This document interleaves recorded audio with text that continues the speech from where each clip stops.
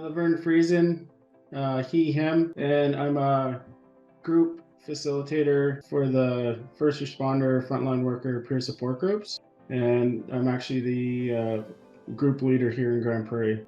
Because of all the stigma involved, my journey actually lasted a lot longer than it needed to.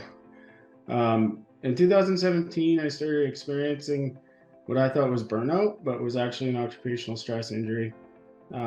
It started out with increased irritability, kind of progressed to anger issues, and then actually like full-blown rage.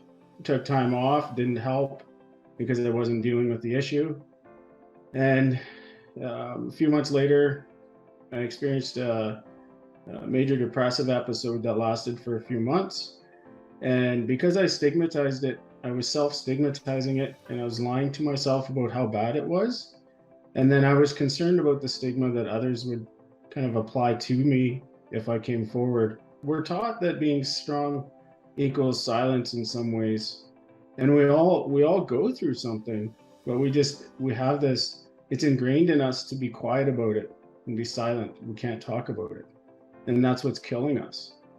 At my worst point, there was about a month and a half or 2 months where I couldn't sleep. I couldn't sleep hardly at all.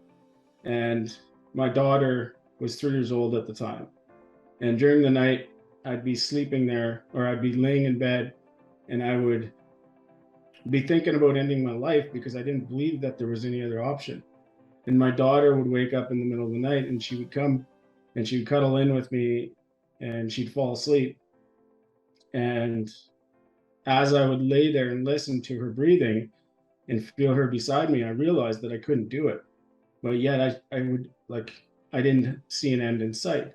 And I don't think that any man should ever have to reach that point where, he's got his little daddy's girl tucked in beside him and he's still thinking about suicide. And that's why I'm passionate about it, because nobody should ever have to go through that alone. That's what's driving me.